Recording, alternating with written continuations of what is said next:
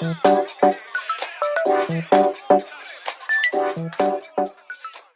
first Mac I ever got was a second-hand 2008 MacBook Pro 15-inch, and I mainly used it for presentations and documents, but there came a point where I needed to upgrade, and then the M1 MacBook Pro came out and I thought this was the one. So its power shocked the whole tech world, and its power was beyond what I was used to, right from logging on to how it works seamlessly through my creative work. So I'm going to run through my experience talking through the good and the bad.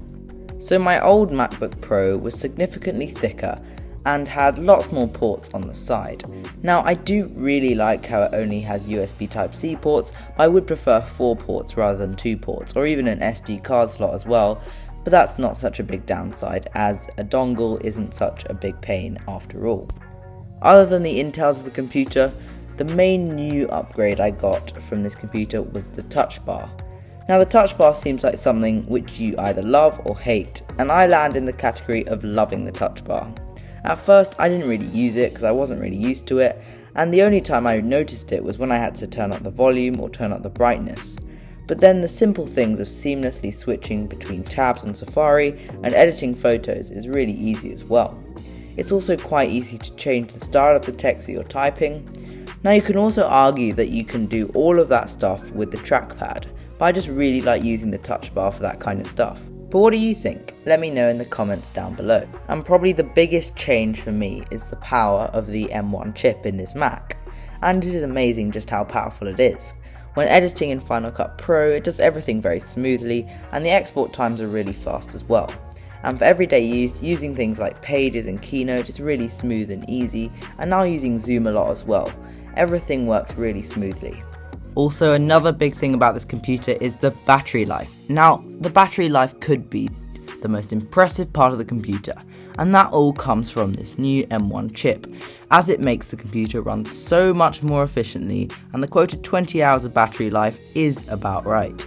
Of course, the battery life varies depending on what you're doing, but for practically everything you do on your computer, the battery life is still going to be amazing.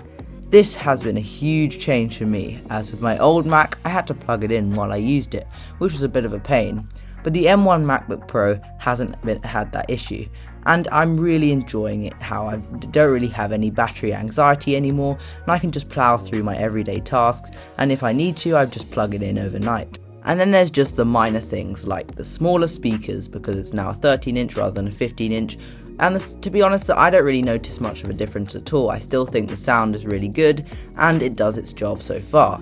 And then there's the microphone, which Apple says is studio quality, and it does sound really, really good, definitely better than what I used to have.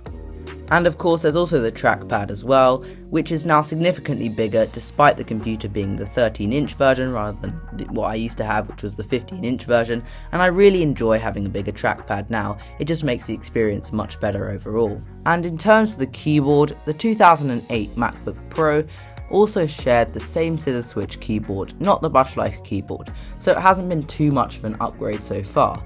The overall typing experience feels a little bit better, but it's not that different from the 2008 MacBook Pro, just a modern version of the scissor switch keyboard I suppose. And then of course the software.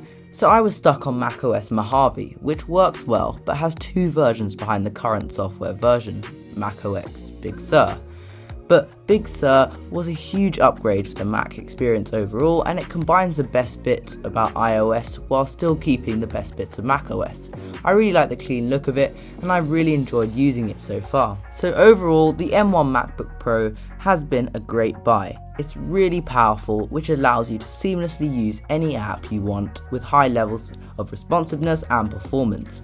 It's got a great battery life of around 20 hours for everyday tasks, and for heavier tasks a battery life that ranges between 10 and 15 hours. The only downside of the M1 MacBook Pro, and this applies to all Macs with the M1 chip at time of recording, is that a lot of the big developers haven't yet developed their apps for Macs with the Apple Silicon chip. An example is Adobe and their app Photoshop, and even when you download the app, it says that their app is the Intel version of the app rather than the Apple Silicon version. Now Apple say that Adobe will have their apps developed for Apple Silicon in the first half of 2021. But the apps still work well regardless, and the Apple Silicon versions of the apps will most likely be even better, which is really exciting. But that's a pretty minor thing, and in the next few months that probably won't be an issue any longer. Anyway, that's been my experience so far. If you enjoyed this video, hit that like button and hit that subscribe button to catch more content, and thanks for watching, and I'll see you on the next one.